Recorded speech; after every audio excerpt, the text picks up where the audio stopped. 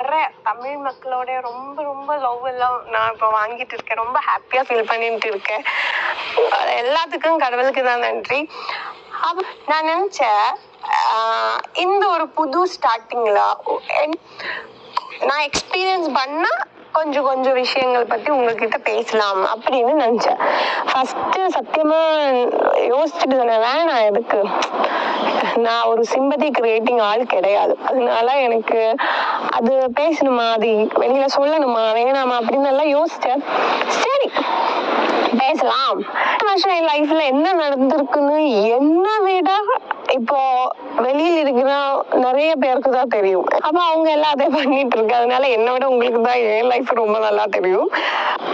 ஆக்சுவலா எனக்கு இன்னைக்கு நான் இங்க இப்படி நிக்கிறோன்னா என் லைஃப்ல நான் வந்து ரொம்ப ரொம்ப தேங்க்ஸ் சொல்லணும். எல்லாருக்கும் வந்து அவ அவ இப்படிதாவா அப்படிதான் நீங்க எல்லாரும் ஒன்னொன்னா என்னை பத்தியே எழுதியாச்சு. அதுல எல்லாம் எனக்கு எந்த பிரச்சனையும் இல்லை. நான் ஹாப்பி தான் இப்போ. ஆனா ஒண்ணு மட்டும் சொல்றேன், இந்த வெளியில நம்மளை பத்தி உங்களுக்கு தெரியாதுன்னா அதை பத்தி எதுக்கு மற்றவங்களை பத்தி நீங்க ஒன்னொன்னு எழுதி இல்லைன்னா அவங்கள மோசமா சொல்லி எதுக்கு அவங்கள.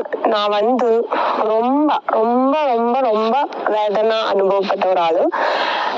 நான் வந்து லைஃப்ல இந்த ஒரு நிலைமையில வர்றதுக்கு மெயின் ரீசன் நான் தான்.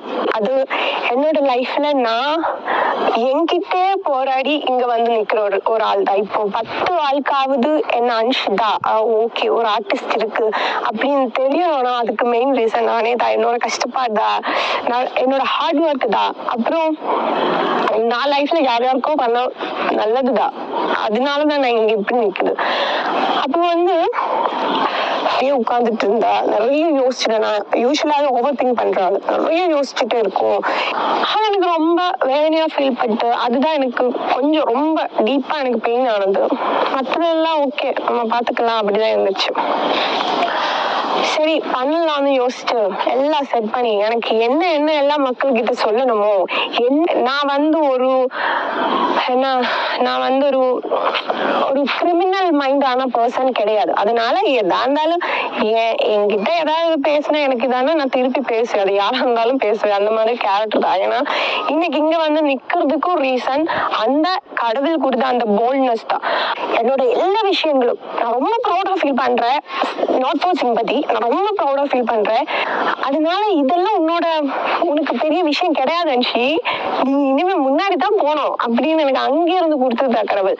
ஸோ அவங்க சொல்றத வச்சுட்டு தயவு செஞ்சு யாரோட லைஃப்லயும் அவங்களை ஜட்ஜ் பண்ணாதீங்க. வந்து என் லைஃப் நல்லா போயிட்டு இருக்கு, ஹாப்பியா இருக்கு, நிம்மதியா இருக்கு. எதை வேணாலும் நான் இனியும் தாண்டி போயிடும்.